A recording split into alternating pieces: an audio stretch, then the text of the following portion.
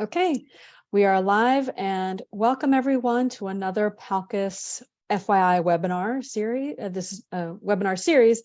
This particular webinar is part of a 5-part series that we are doing around digital literacy, right? And helping us all better navigate the information that we see online, on Facebook, even on news sites. And yes, there's the mainstream news sites, but now there's all these other news sites, and what can you really trust?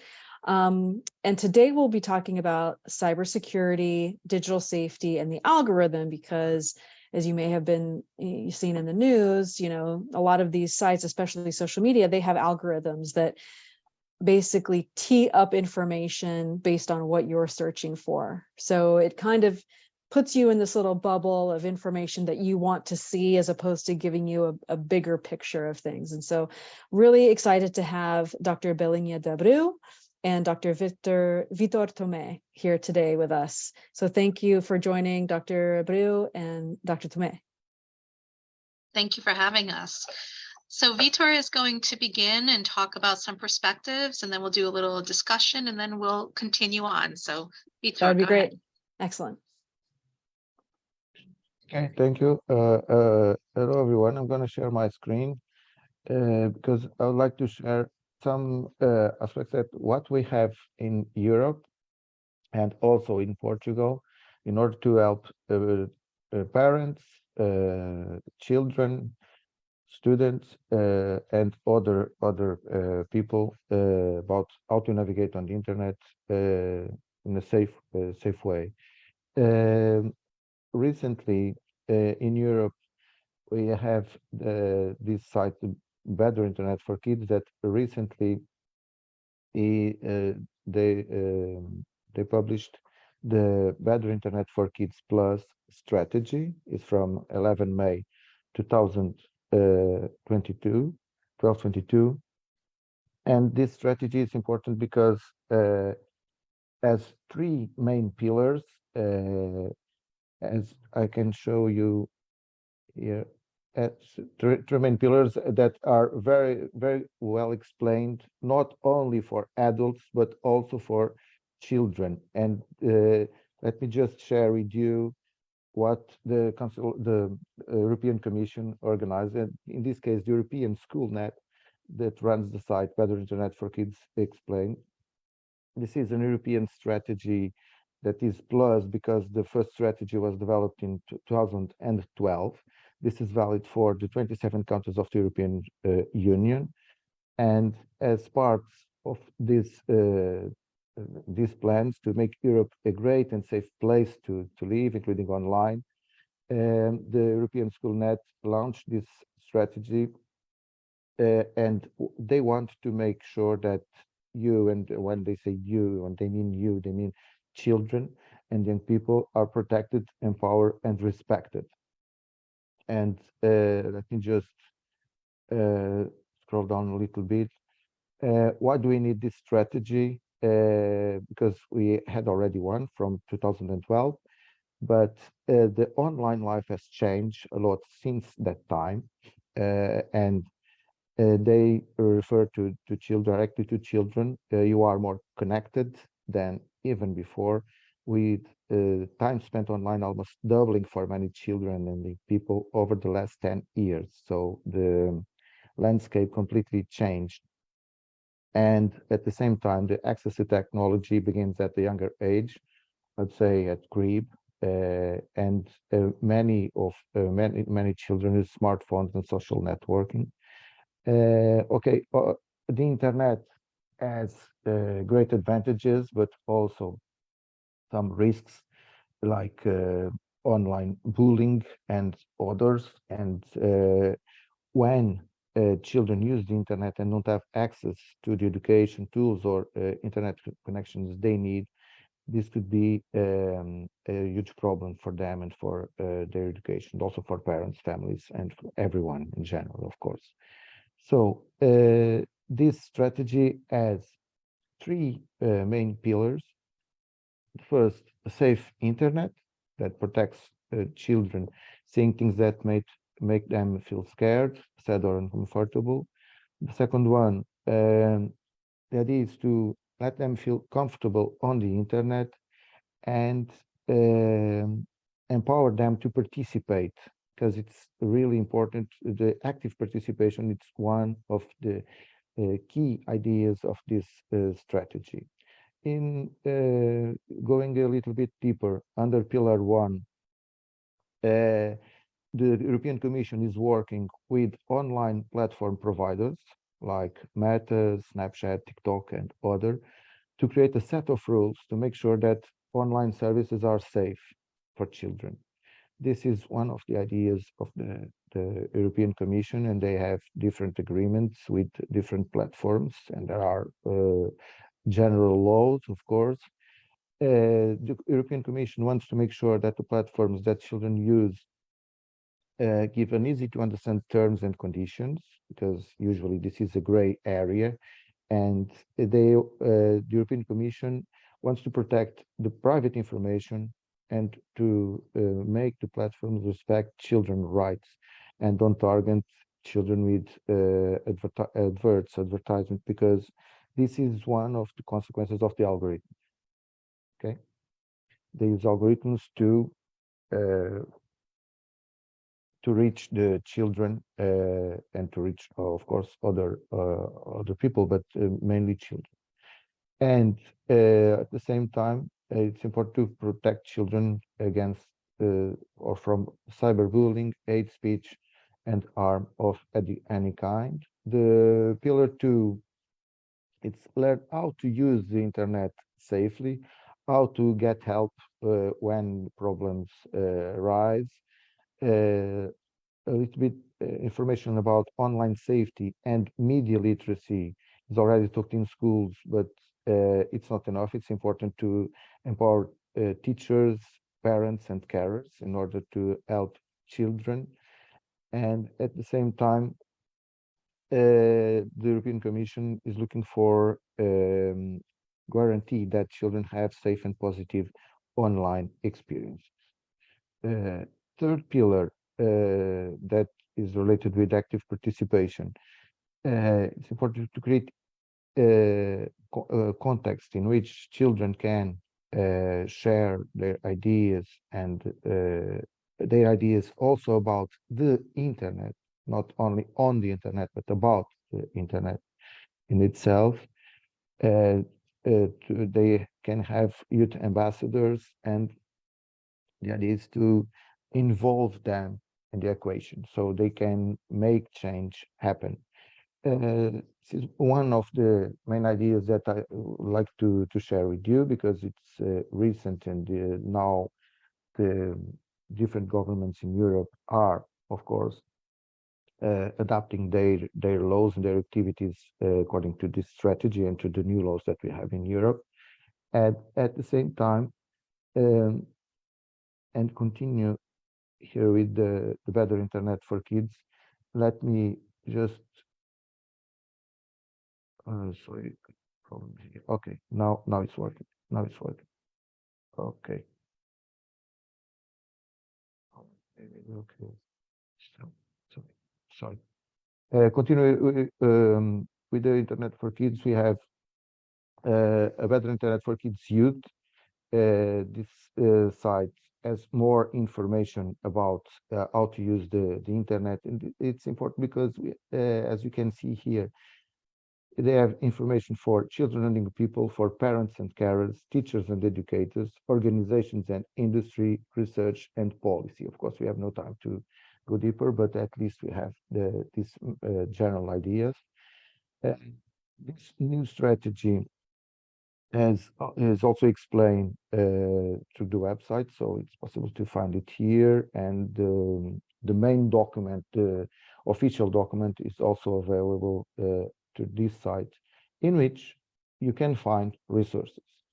They have a section for resources. You can look for resources in different languages, okay, organized per age, and a maximum age. So you can, from 3 to 7, from 3 to 10, for instance, it's possible to find it resources about different topics, culture and education. It depends what you are looking for. In some examples, we have it here already. course, you have we have not this problem in the United States because it's English, but everybody speaks English. But here in Europe, it's different, and it's important to have resources in different languages, especially for children and young people. Also, the Council, the Council of Europe. Council of Europe, you can call it like the United Nations of Europe, because it's an institution that was organized after the Second World War. And they also have resources for children, for parents, for authorities and parliaments, for professionals working with children, and some communication tools. Let me just show you, for instance, for parents.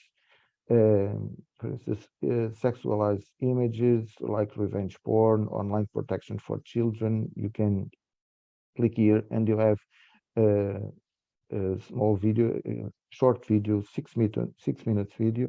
Actually, this lady is Elizabeth Milovidov. It's an American, and she explains us how to protect or to deal what to do to protect children on the internet. These videos are really, really interesting. In Portugal, we have different organizations working on cybersecurity, cyber safety, cyber hygiene. But I'd like to show you, for instance, the National Security, the National Center for Cybersecurity, sorry. They have, and I apologize, but this is in Portuguese, they have courses, e-learning courses, in which you can learn different aspects how to use the internet, the citizen cyber safety, the citizen cyber informed, now the consumer cyber safety, safety consumer, and the cyber social citizen. These courses take you maybe 2 hours, 3 hours. You can do it in different stages. It's not compulsory to do the course in a row. At the same time, you have your good practices and the Center for Internet Safety. We have the courses here, and we have all the information, and C Academy or other type of courses. At the same time, this center has also resources for raise awareness for different people and about the internet. This is one of the resources that I'd like to share with you. And finally, a resource for the Ministry of Education. Actually, in 6 days, we'll have the Internet Safety Day in Europe, and this Segura is the national center run by the Ministry of Education, and they have also resources for young people, parents, teachers, and for schools. And you can look here for games, for instance, online games. These resources can be really, really helpful, because the scene in Portugal, the landscape in Portugal regarding cyber safety, it's not very different from what is happening in all the global north, from the United States and the other countries in Europe. And for now, I think it was my main ideas to share with you. That's great. You know, as a parent, I think one of the biggest challenges that we have sometimes is the response from our kids when we say, no, you can't watch that. No, you can't have a phone. No, you can't, right? Because they don't understand the dangers, you know, and I don't want to say just from like predators, but from, you know, what I guess is called cyberbullying, right? And, you know, some of the experiences they can have. So are there some resources in all of those list of things you were showing that helps parents have those conversations with their kids to try to help them understand we're not just being mean parents, we're doing this, you know, for a really good reason? And, you know, you don't want to take a fear-based approach, but is there like a video that you can show that gives them just enough kind of fear that, okay, maybe mom and dad are right on this one. Do you know, is there anything like that? Yes, the videos, for instance, the videos that are available on the site of the Council of Europe, they express, they set the scene, they explain the context, and then they help parents. It's not only advising parents, but they show how to deal with that, how we can deal with that. Because in some cases, it's the parents, they, in most cases, they have no time to discuss. So they act. I would say they don't act, they react. When when there is a problem, they react. And this is not the solution. If you don't have time, you have to find time, because it's key to have the time to discuss with children and young people how they are dealing with with the internet and with different websites, with whom they are communicating, and why. Because it's not only explain them that this is dangerous, living is dangerous. Even it's living offline, it's dangerous. You have to cross the streets, for instance. Sure. It's the same online, but it's important to discuss that when we only react, the children are already expecting some reaction, and this is not really helpful. These videos, they explain. In some cases, we as parents, we react because we don't understand what is really happening. And it's not enough to discuss with our children. It's also important to know what's happening, to know the big picture before. And in some cases, we don't have time because the media are all the time explaining that happened, this happened, and this is bad and bad and bad. No, there are good things and very good things on the internet. You can do great things with the internet. Right. And in school, so our daughter's in 4th grade, they're actually teaching them how to do research on the internet, to do paper, write a book report and, find out historical facts about a certain person, that sort of thing. So yeah, they have to use it, right? They have to learn, but learning how to use it responsibly. The other thing that comes to mind is, I don't know if any of the research or resources has this, but, perhaps parents can come together to have a kind of a meeting with all their kids, like let's say a little group of friends, because I think when you tell kids, no, you can't do that, they feel like they're missing out. Like, well, all my friends are doing it and you're making me miss out. So if you kind of got them all together and all the parents were on the same page and said, listen, these are the rules we're going to all abide by as far as like screen time, the sites you can and can't visit, that sort of thing. That way, maybe the kid doesn't feel like they're the only one being prevented from doing it. I think that could be a good idea too, if your child is particularly resistant to some of your guidelines. But it's so nice to know that there are these resources, because I wasn't aware of those, and we will certainly be posting all these links on all of our social channels and in the comments below this video, so this webinar. So thank you very much for that. I also want, if I may, go ahead, let me just say something. It's just 1 minute. We have now in Portugal a project that is called Digital Literacy for Parents. It's a national project. It's very interesting, and they do precisely what we were saying.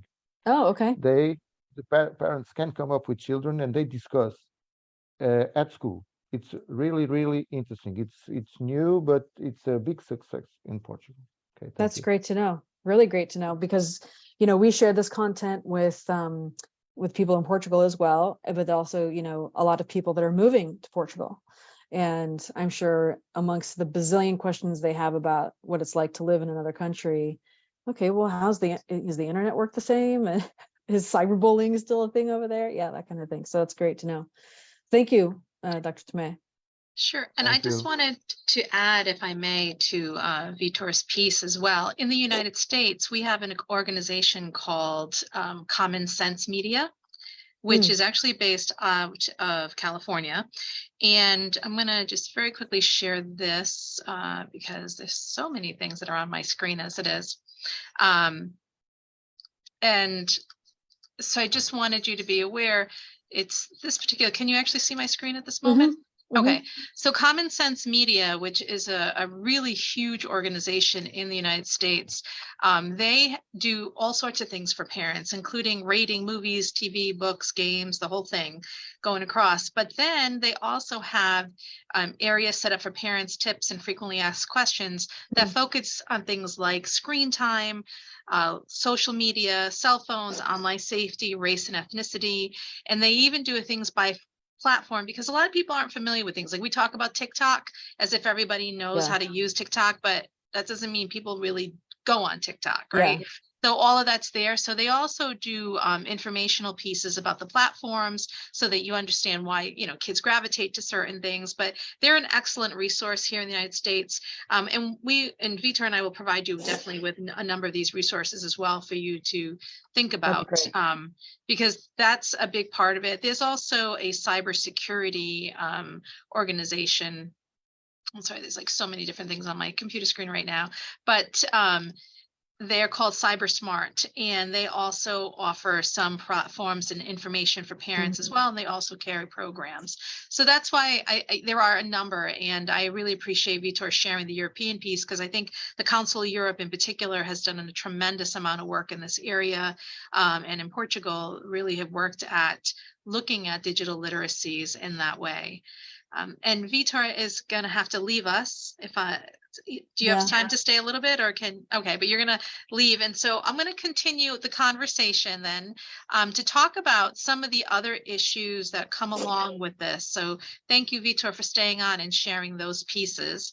But we want to definitely talk more about sort of the evolution of where things have been with this and why we're in these spaces, because we are in this technological space. We've been in this wireless zone where students and our children ourselves were always online. So we never have these times that we're separated. And then we're in this cyberspace area now, where all of a sudden we're looking at this idea, are we connected so much with technology that we don't want to be separated from it, which sounds kind of crazy, but look, we're selling our data to different resources all the time, and we do it willingly and unwillingly, partly by the things that we drop on our phones, and by the way in which the algorithm follows us around for our information. And we're now entering this place where we're sort of in a mess, because unlike Europe, the United States does not have laws in place to prevent some of the way in which our data is being transformed. In fact, the internet here in the United States is very much considered the Wild West. The tech companies are great lobbyists, and so they have been able to push back a lot on this growing need that we really have for controlling some of the things that are happening in our media spaces. And even last year, when we had the whistleblower from Facebook, who was able to prove that the algorithm was actually pushing detrimental images to young girls, you would have thought that we would have had laws in place, but the session of Congress ended and nothing was done. Yet in Europe, things did go into place. In London, they actually changed some of their guidelines. So things have really evolved. And now we're also dealing with robotics and the AI and how much that is actually shifting and changing, even medicine here, the telehealth piece, the fact that we give this much information in all of these spaces. So that's part of why, you know, the importance of understanding our data and privacy is huge. We know that hacking happens. We hear it all the time in the US. We've been hacked by other countries. We've been hacked by other companies. We've been hacked by citizens who are interested in data. And the issue is that across the country, in the United States in particular, we don't have legislation to combat all of this. It's starting to become more and more, but the process of it is slow. And that has created more problems, in fact, versus Europe, where Europe has the European law in place, and they have fined Google tremendously for breaches in conduct. Only this year, at the end of last year and the beginning of this year, have we started to see where Google is facing lawsuits for tracking people and the way in which they've invaded privacy. Facebook, for the first time, and that was based on the Cambridge Analytica piece that came out several years ago, they're finally going to pay a privacy suit of $725 million. And more recently, Google has agreed to pay $392 million to settle privacy settlements over 40 states. And that's recent, like literally this came out this month. Before that, many of these things were just dismissed because the idea was that we want to provide this information. We willingly accept all of these things that are on our screen when we settle in. We use it. We are a big social media country. More than 80% of us are using all of these spaces and are invested in all of these spaces, which is part of the problem. But we know we have very little trust in them as well. But we continue to be out there. I mean, this is something from 2018, but the evolution of this is that it keeps growing. People are in all these spaces, and now we're in newer spaces, and we keep wanting to be in these spaces. So as much as we say things like we don't want them to take our information, we're offering it up every time we go into one of these zones. And that really, begs the question about how we allow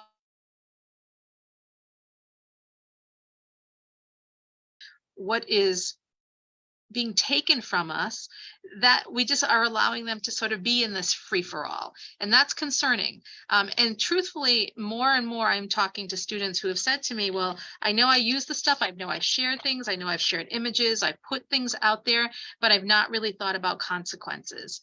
And consequences happen. We know businesses today look up people when they go for jobs.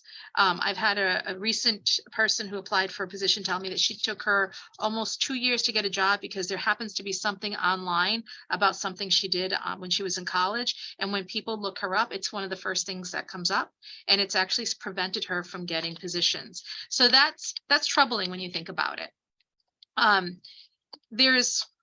actually stuck a little bit here. Sorry about that. We want privacy, but we can't stop sharing. We are a generation of people who hit that share button and never think about consequences of our actions. And that's troubling as well. And we need to start thinking about that. It doesn't go away. Our digital footprint is something that is with us for a long time. And one of the best resources I've ever encountered was this 60 Minutes video, where they actually looked at these data brokers, how they follow you as you go into websites. So I'm going to leave this for you to actually share with people because I think it's important, where you can see the bots following your search strand and behind the scenes locating things that they think might be interesting to you based on where you go and collecting data about you as well. So think about someone who goes online, for example, and wants some information about a medication.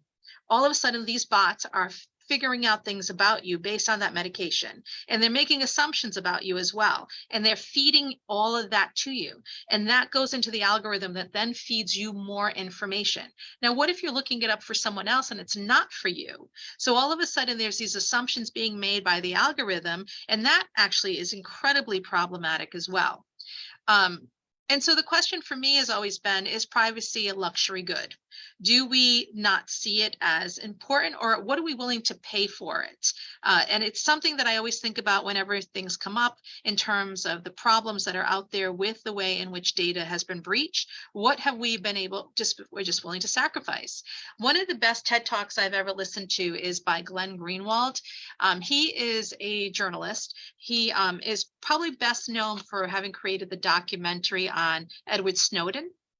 And so he's done this TED Talk, which I think is fascinating because he in particular talks about privacy in the way in which we handle it as individuals. Because many times he'd interview people and they would say things like, oh, I've got nothing to hide. So what does it matter, right? And he has said, and he actually says this in this TED Talk, he goes, every time I've done a presentation, I do a talk. When someone says that to me, I give them my email and I say to them, send me your social security number. If you've got nothing to hide, Share with me your information. Give me the number to your checking account. And if you've got nothing to hide, what's the worry? We all have some things that we want to hide. And it's not because you've done something wrong, which I think is the way, in some ways, in which the technology companies sort of manipulate the conversation by saying, well, what's there to hide, right? What's the worry if you've got nothing to worry about? But it's not about hiding bad things. It's hiding information that is private to us as individuals, because we don't want other things to happen instead. We don't want people to steal their identity or any of that. Did you want to interject, Angela? I'm sorry. No, I was just going off mute. So Okay. Yeah, no, it's fine. Okay, so that's why, like, I think his piece is actually really, really interesting, because he really kind of brings it down to who we are as individuals in these spaces, and what matters to us matters more than we think. And so, I'm going to leave that for you to share with your audience at a later time as well. The other part is that the one thing that European countries have had for several years now is this law that's called the right to be forgotten. And it was a ruling that was done by the European Court of Justice in 2014. And it's probably one of the best things that's happened for the European community, because they can go to companies like Google, like Facebook, and say to them, I need you to erase me from your search engine, so that no one can ever find me. It came over a dispute. There was a gentleman in Spain who was trying to sell a home, and he had some negative things happen along the way. And he couldn't sell his home because all this other stuff was out there. And he was able to prove that the fact that Google allowed this information to be put up prevented him from selling his home. And the European court basically said, you know what? If there is something that a person doesn't want, and they want it to be taken down because it's inaccurate, it's inadequate, it's irrelevant, or it's excessive, they have the right as an individual to ask for those things to be removed. We have never had that law until. Go ahead. I think those are really good qualifiers, though, right? Because my immediate thought was, okay, so somebody who's committed crimes is going to want to go and have their record erased, but if it's accurate, they can't, right? If that kind of thing, right? But I think it also, and so that's exactly why I think they wrote it in this particular way, because think of a 14-year-old who does something really silly, whatever it is that they put out there on the internet. Why does that get to stay with them forever? And think about who we were before technology, when people did all sorts of ridiculous things, but that doesn't stay with you. But this stuff does now. And it's really important for kids to understand that, because here in the US, we don't have this kind of law in this way. There has been a rendition of this that just came out last year. Nobody really knows about it, was never publicized. I think it was like hidden in like page 20 something of a newspaper, that we do have something called the right to be forgotten, but it's very unclear on what exactly you could do to get information taken down. And here in the US, as I said, because there are such big lobby groups, there's a lot of money invested and so forth, it's much more difficult to have information taken away. In Europe, the difference is that if they are told, and especially with Google, if they don't remove it, they are fined regularly. And so a lot of people have spent a lot of time trying to get information taken off that, you want to have taken off, because either their privacy has been invaded. I always think about these people who have been, dating someone, and it's revenge porn, all the stuff that gets put out there. They don't want their lives ruined by these things. Now, with that being said, there's always context here, because you can get something removed from Google Europe, but that doesn't necessarily mean it's removed from Google Russia, or actually not, Google's not in Russia any longer, but Google US, because the law does not cross borders. So that's something also to think about.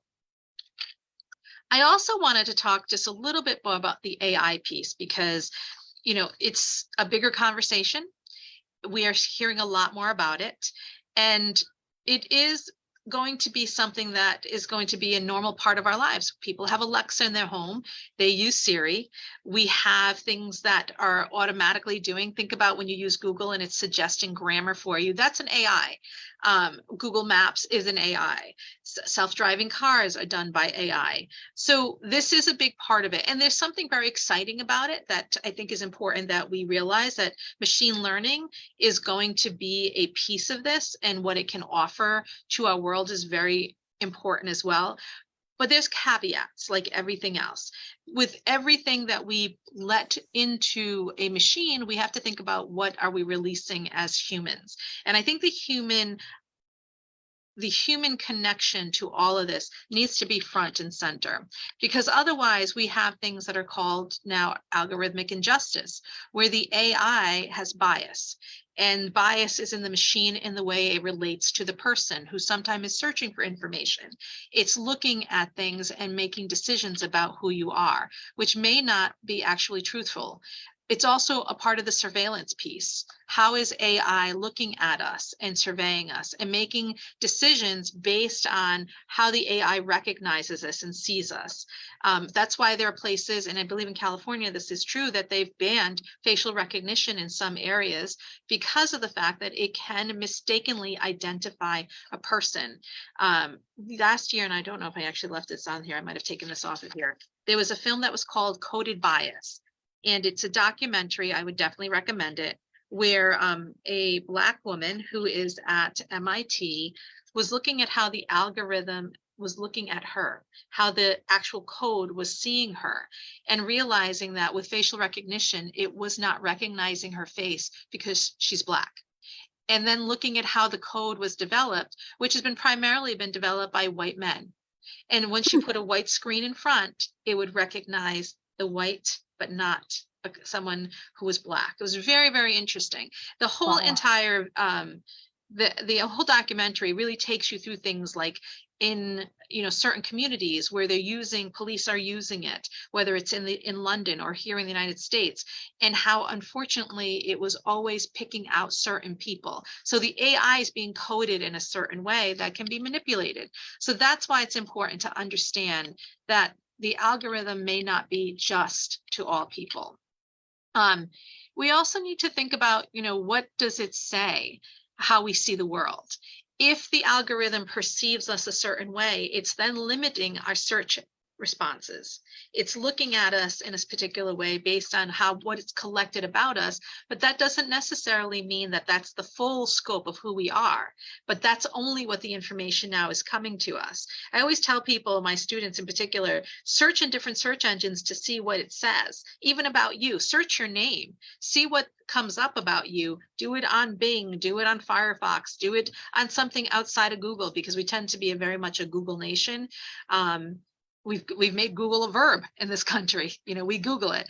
So think about what the feed is and what's at stake when, it's not feeding you all context, all pieces of information. It leads to mis and disinformation. It leads to why I talk about media literacy so much, why it's so important to be able to understand and discern this kind of information, because it's limiting the kind of responses that we would want to have coming to us.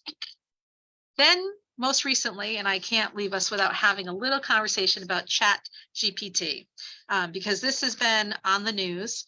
So this is literally an AI. It's a bot that's been launched, came out in November 2022.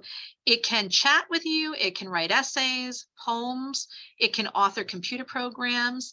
And the minute it was released, it reached 1 million users in 5 days. It's been concerning. Colleges and universities are worried about, will the papers that are generated in their class come from ChatGPT? Artists are worried about whether or not their work will be taken, because this new program is literally picking up the words and the context and the images and recreating things. These are some examples. It has incredible capability, but it does have limitations. And so it's important to know that. There's a lot out there. Certainly, even the month of December alone, could an AI chat rewrite my novel? One of those articles came out from the New Yorker, The Atlantic, the college essay is dead. The Atlantic, ChatGPT is dumber than you think. So there's like this whole thing. Is it smarter? Is it less smart? What is it? And then, the New York Times, the brilliance and the weirdness of the ChatGPT. This has literally been the conversation. I'm now sitting in meetings with people where they're saying things like, what is the future for us with this? Do we need to change the way in which we give assignments to students? How are we going to be able to differentiate what it is that comes from a ChatGPT and what a student gives us? And honestly, I think, certainly at the high school level, I think you could actually see high school, middle school, you'll definitely see if the chat GPT is brilliant, then think about what the learning curve is that we're starting to see. But it does get to be a little odd and certainly more problematic if we're looking at things where it can get into things like our banking and it is able to create some sort of format for that. Numbers seem to still be a bit of a problem, but there's a lot to be said about how much further can this get. And the one thing that I know, based on the 27 years that I've been doing this and watching the technology evolve, when new technology comes, everybody wants to jump into it as if it's the best thing that's ever happened. And then there's the stopgap where people are like, wait, a lot is also problematic with it. And I think with AI, we need to keep that going simultaneously. Exciting, but worrisome. Exciting, but may cause problems. Solution oriented, but there's also this consequence that comes with it. I think we need to keep that at the same time going so that for everything that is out there, there is something that we can say, well, we can control it in this particular way. When this came out, there was an actual news article about a college student who has been writing a program to combat ChatGPT so that it doesn't infuse writing in that way. And it's interesting it's a great way to keep building on it, and also creating jobs. To be honest with you, there's going to be jobs in this because AI is huge and it is the future. So it's something to think about. This is a bigger topic. We could spend hours in different places looking at things, but these are some of the things that are sort of touch points for where we are at and where the world is going in terms of digital technologies and what we need to be aware of as people who are invested in it, using it regularly, to know that your cell phone has some control over you. I usually show this image that, in the 2000s, when the cell phone came out, the human was bigger than the cell phone. Right now, the cell phone is bigger than the human because it controls us. It's our concierge service. It answers questions for us. It does all these other things that we take for granted. And when it's taken from us and we watch that, there's a little bit of withdrawal that comes with it, and so there's a lot of conversations around these technologies as well in terms of, how people are withdrawing, but having actual meltdowns over it. And that also brings out some of the questions that we'll talk about in our next session eventually about, mental health and how this has contributed to some of the issues that we're seeing in the digital safety realm. I know it's a lot. It is a lot. And I'm just thinking, like, where do we go from here, right? It feels a bit overwhelming at times, the amount of, I guess, stuff you have to keep in mind as you're searching, as you're doing emails, as you're, scanning social media, that sort of thing. It just seems like there's a lot to consider there. And then, of course, you always try to make the connection to our community and how is this really affecting the Portuguese community specifically? How can we apply it? That sort of thing. When talking about the academic part, plagiarism used to be the big issue, right? Sure. Now it's AI and rewriting your papers. And I guess students will always find a way around of doing some hard work. But then I think about learning language, right? And how we are trying to promote more learning of the Portuguese language. And if there's an AI service that'll just write it for you, then, hey, why do I need to learn it? Of course, you'll never learn how to speak it, but if you needed to write it to somebody, so that's could be a concern as well. But then to your point, it could be helpful. It could, as much as it can be hurtful. Is there a way that AI can help us learn Portuguese, right? Right. be more efficient. So there's so many things just to be aware of. Yeah, and I agree with you. And I also think, when it's not like it's going to miss the Portuguese community. And that's why it's such an important part of the discussion, right? I mean, think about how we bank just in general, like the idea that an AI service could actually be controlling all of that. And it's not that it doesn't already in some ways isn't participating, whether in a program or how it's out there, or how we see information coming to us. Is an article being written in a newspaper that's not by a human but by a bot, or something else? Like, what does that say about how that transcends the community? And I think culturally, the one thing I will say is that what the technology is not a cultural infuser. It's actually a cultural diffuser. So it's not like when we think about how we build our communities and how we build relationships, that shouldn't be the piece of it. But what I do think is, on a smaller scale, it does diffuse the family bond in a different way. It's a separator. I mean, if you think about, when you look at people who are sitting around a table and everyone's got their cell phone in front of them, that's already become a little bit of the breakdown. You go out to dinner, you go to community events. How many people go to festas? How many people are on their cell phone versus actually watching the fest? Yeah, that's a good point. The dances, the cultural events that are happening. I mean, that's the piece where I think it's a cultural diffuser in that sense, because it is separating us from these real, honest to God, happening moments.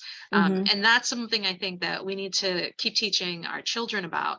There's another piece of work that I'm actually starting on, which is, where does the breakdown of the conversation happen when the technology has now become the divider, right? Between ourselves, our children, ourselves, our teenagers, where do we see that there's a striking difference that's happening? And I think, in a community, we already see it in different ways. Kids who go up to their parents and their phones are out, to playgrounds where moms are watching their phones and not watching their kids. Like, where's the separation's already starting? So how do we actually learn to recognize it and then build bridges so that it doesn't separate people? I know it's a lot. Lots of questions filling out. I don't, it's, as a parent, I get it. And I feel like being a parent is a lot harder these days. And I think, if you'd ask my mom's generation, we have it easy, right?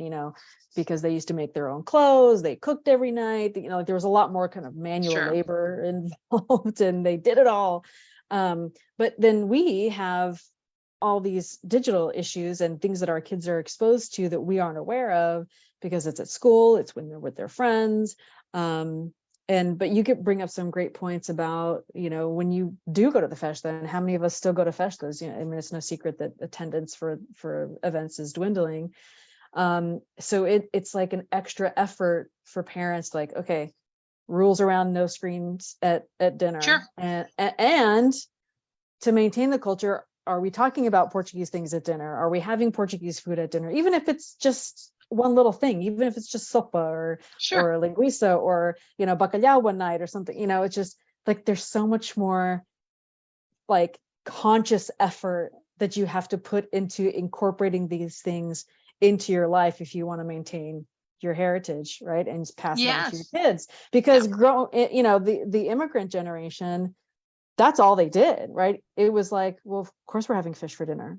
Of course we're having, tobacco for dinner. Like it's not, that wasn't even something they thought about, because that's just what they did. Whereas now it's like, okay, Friday night, Portuguese night or something. I don't know, it's a lot more work. Yeah. I mean, we have to recognize that. And so if there's many tools and here's a kit, like every night, open a kit or something. I don't know what it would be, but and you're also competing now with all of these tools in a different way. Like, it's, how do you, you have to raise the value of that, wanting to create those moments to be more important than that new app that's on the phone. Yeah.